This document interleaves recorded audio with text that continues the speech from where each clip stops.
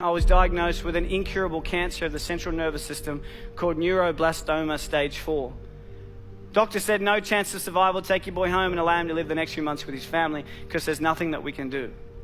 But like everybody in this room, we all have choices, and the choices that we make each and every day can reshape and remold and redefine our future. My mum asked one question. I don't want to know what the chances are of my son dying is. I just want to know what the chances are of my son surviving is. The doctors gave me a 96% death rate. They said, go home. But my mum looked at my glass being 4% full and not 96% empty. But the next day, a doctor came in from America. He said, we're trialing a drug. It's called DTIC. Never been trialed on humans before, only on animals. We're going to trial it on 25 kids. And I truly believe that outside of love, hope is the most powerful word in the English dictionary. This instilled hope into our lives. We started this drug 9 a.m. Tuesday morning. Within 1 month, 20 out of the 25 kids had passed away. Within 90 days, 24 out of the 25 kids were dead. My mum, she would sit there and she would watch a doctor come in and zip up a body bag and wheel them out because of the same drug that she chose to put me on. I say to people all around the world that I'm one of the lucky ones. But I never say I'm one of the lucky ones because I'm still alive. I say I'm one of the lucky ones because I wasn't my mum. My mum had it tough. She had to make a choice to inject the drug into a child that has killed everybody that had ever taken it. Until one day I was finally allowed to go home. The doctor said to my mum, your son, he will never go to school, he will never play sport, he'll be a housebound baby, and if he reaches his teenage years, it'll be a miracle. But we believed in miracles. And my mum wanted my dreams to come true. When I was lying in hospital, my mum bought me a Velcro glove and a Velcro ball. And she'd sit down at the end of the bed and she'd lob the ball to me. I'd catch it and I'd throw it back. Till she gets further and further away until eventually I said to her, I have a dream, and that dream is to one day play baseball in America. And people laughed at me. Nobody in your life will tell you what you can do. They'll only ever tell you what you can't do. My dream was to play baseball in America, and I wanted to do everything in my power to make sure that happened.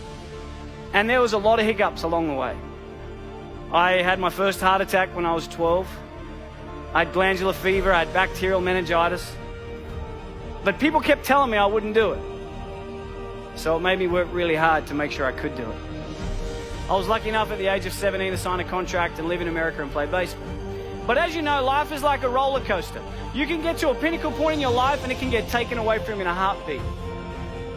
At the age of 18, I was playing baseball in Phoenix, Arizona. I slid into a base at second and I woke up 3 days later.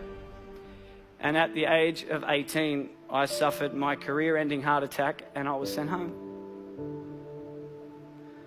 I was a depressed boy. I thought life wasn't fair. And I would pray every night, but I wouldn't wake up in the morning. I just wanted God to take me. But I kept waking up every morning.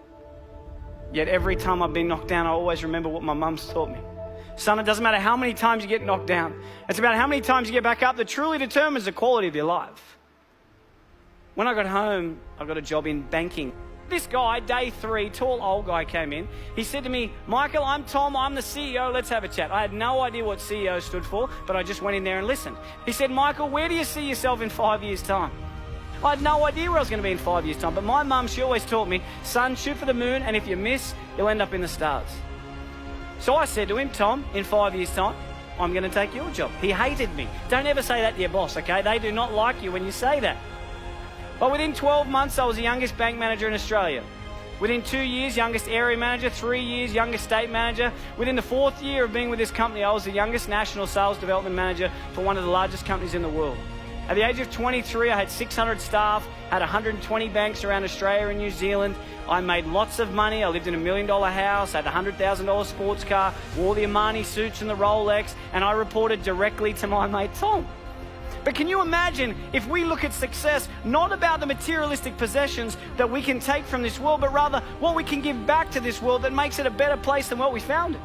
I was fortunate enough to be in a position to be able to do something for the most inspirational, the most influential, and the most loving person I've ever met, and that was my mum. On June 16 last year, I was lucky enough to put a pink ribbon on a door to a brand new home. And I got a chance to buy my mum a brand new house. to be able to give back to someone that has sacrificed so much for me is without a doubt the greatest gift. It puts a smile on my face knowing that I've been able to help her. And when I was 7, I heard through the curtains the doctor say to my mum, he will never go to sport, he will never play baseball, he will never ever go to school, and if he reaches his teenage years it'll be a miracle. And my mum, she walked out, and I said to her as if I didn't hear, what did the doctor say? And she said, everything's going to be okay, son. When I was 12, I had a heart attack, and the doctor said to my mum, he will never play sport again. She walked out, and I said, what did he say? And she said, everything's going to be okay, son. And earlier this year, I finally got a chance to return the favour.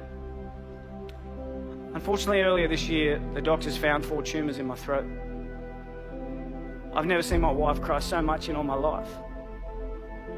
The doctor said to me, Michael, we're sorry, but tomorrow's not guaranteed, you need to slow down. But that's one thing we all have in common, because no one's guaranteed. I think that life is not about the amount of days that you live on this earth, but it's about what you fit into those days that allows you to live a remarkable life. And I remember driving home, and she called me, my mum, and she said, Mike, what did the doctor say? And I said to her, Mum, everything's going to be okay. Every one of us, every single day, is blessed with the air that we breathe, the opportunities that we have. And I challenge you every single day to get out of bed and do something that your future self will be proud of.